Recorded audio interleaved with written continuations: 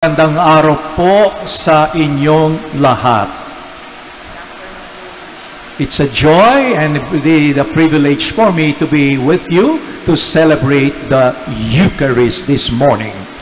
So allow me just to say a word about the solemnity of the Ascension of the Lord. And then we also celebrate today 58 World Communication Day. At the same time, we are also celebrating Mother's Day. Pakibati nga po yung mga katabi nating mothers dyan. Happy Mother's Day! Okay. So mamaya, meron po tayong special prayer for all mothers. And also, it's good to expand our notion of being a mother. It's not just physically birthing, giving birth to a child in this world. Some, because of what they do for others, because of their caring love, they serve as mothers to others. So we pray for those people, and we pray for both the living and the dead. I'm sure many of us have good memories of our dear mothers. So first, the Ascension. We are still in the Easter season. Ang Ascension po 40 days after Easter. And then next Sunday, we will have Pentecost. And that's the end of the Easter season. And yet, in reality, ang panahon ng Paskong pagkabuhay ni Jesus hindi natatapos. Patuloy itong nangyayari sa ating buhay. Paschal mysteries means passage. Ito ay tawid. Walang sawang tinatawid tayo ng Panginoon sa kanyang pagkabuhay. Mula sa buhay makasalanan tungo sa buhay punong-puno ng kabanalan. Mula sa kadiliman, tinatawid tayo tungo sa liwanag ng katotohanan ng Diyos. Mula sa pagkamakasarili, tinatawid tayo ng Diyos, tularan ng kanyang anak, isang buhay inialay para sa iba. So, this is a long process. Kaya para ihanda ang mga alagad, ihanda tayo, there is this 40 days. But of course, it's more than 40 days so that we can all the more understand para maunawaan natin. Hindi lang maunawaan sa kaisipan, ngunit bahagi ng pangunawa ay ang pagsasabuhay. So it's important to say that in believing, it's not just believing in the mind, but believing in thought, in word, and deed. So, Ascension. Jesus went up to heaven. Sabi nga ni Christ, the one who came down, ang bumaba ay galing sa taas, will go back.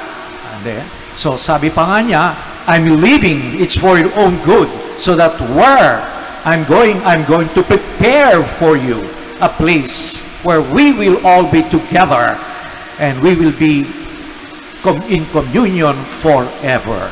So, maraming beses sinabi ni Jesus, siya ay babalik sa kanyang Ama.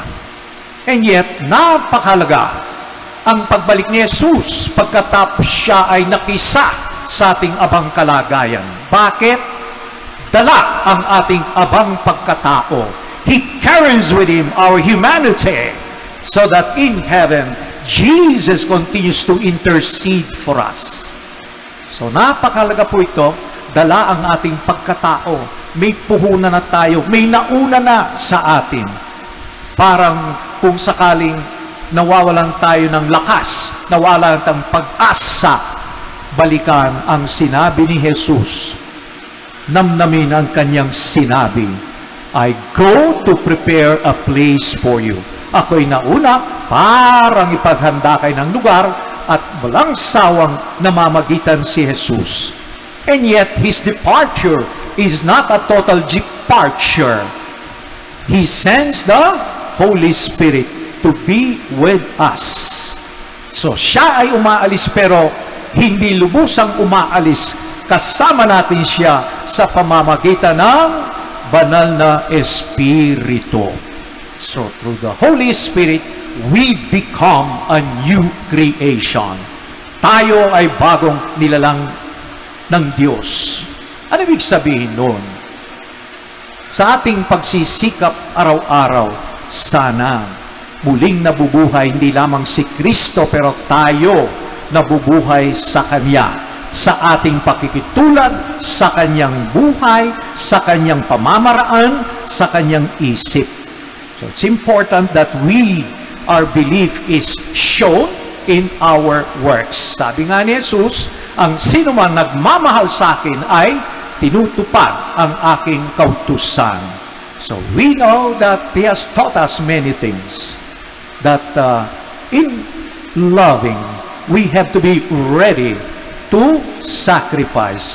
We have to be ready to experience pain, suffering, and yet it does not end in pain and suffering. Just like His life, it did not end in Good Friday. It ended with His victory over sin and death. So ano man nating nararanasan sa buhay, kahirapan, kumisan matinding problema, hindi tayo mawala ng pag-asa dahil si Jesus na muling nabuhay ay walang sawang nagbibigay sa atin ng lakas at pag-asa. Pinangako niya, kailanman hindi tayo iiwanan. The apostles abandoned Jesus during those painful moments when He needed them. And yet, after the resurrection, did He abandon them? Did He scold them? No. His first word was peace, shalom, kapayapaan, pakikipagkasundo, magandang pakikipag-ugnayan. Sana ganun din ang ating nangyari sa buhay natin. Minsan may nakasugat sa ating damdamin, hindi naging tapat, and then, what is our reaction? If we have been forgiven, then we should have that capacity also to forgive, for we ourselves are continuously receiving forgiveness from the Lord.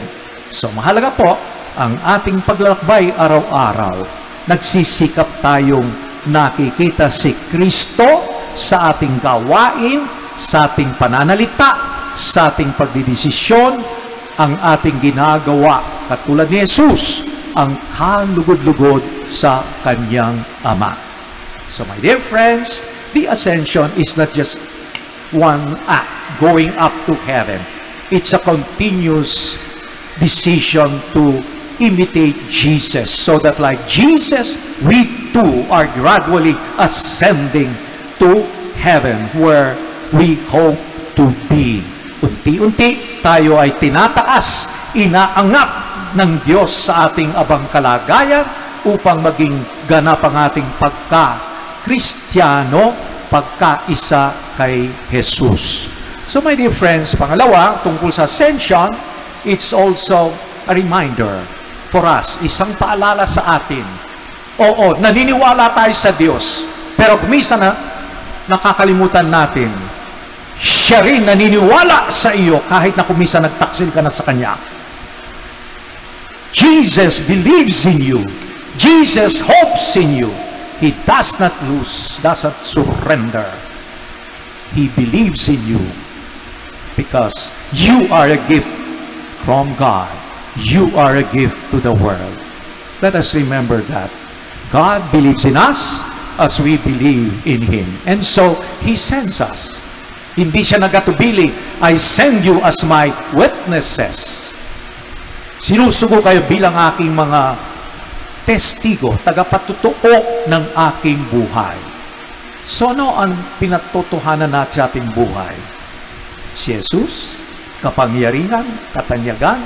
I hope and pray we will be faithful to our mission to proclaim Jesus in our thoughts, in our words, and in our actions.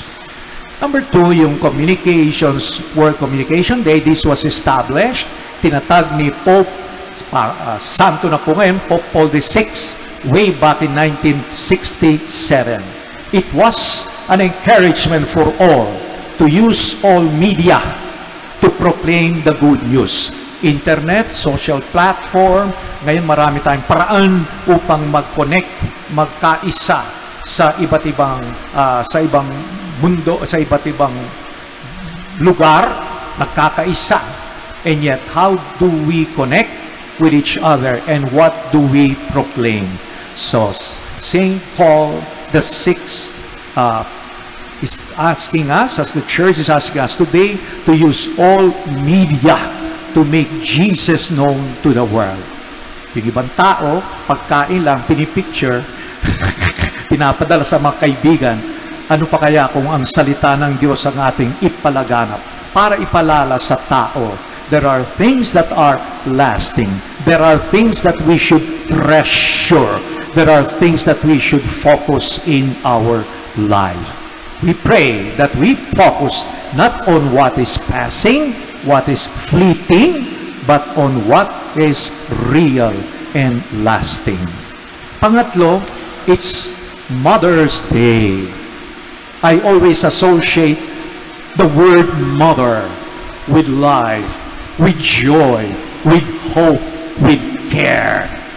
Lahat tayo naranasan natin ang pagmamahal ng ating mga ina sa kanilang paglingap sa atin. Sino ang taong naglapit upang ilapit tayo sa Diyos? Most of us, I think, will say, my mother or my father brought me close to God. Ako'y nag-aaral sa Catholic school, but before I went to Catholic school, as far as I can remember, 3 taon po ako noon. Nakasama na ako sa pagdarasal sa pamilya dahil the October, we pray the rosary. Doon ako natutong magdasal even before I went to school. Ganon din sa pamilya. Natatandaan ko yung mga magandang asal. Salamat po, paggalang, pagiging mababang loob. Ito'y nakuha natin sa ating mga magulang. So, my dear friends, Isaiah reminds us of a mother's love. Can a mother forget her baby in her womb? Nakakalimutan ba ng isang ina ang kanyang sanggol sa kanyang sinapupunan? Sasabihin natin, hindi, dahil nasa kanyang sinapupunan, karga niya yan 24 hours. And yet, Isaiah, the prophet Isaiah, God tells us, even if he forgets, I will never forget you. Napakagandang larawan ng pagmamahal ng Diyos, ang pagmamahal ng isang ina. Sa pamamagitan ng ating ina, nagkaroon tayo ng buhay. Siya ay yung daluyan ng pagmamahal ng Diyos. Sana, sabi nga ng mga kabataan, sana all. Hindi lamang yung mga ina, ngunit bawat isa sa atin, may we be a channel of God's love, God's grace, and God's life.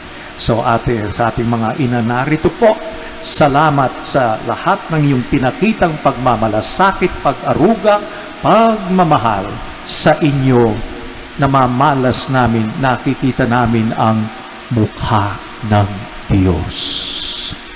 Happy Mother's Day po sa inyong lahat. Amen.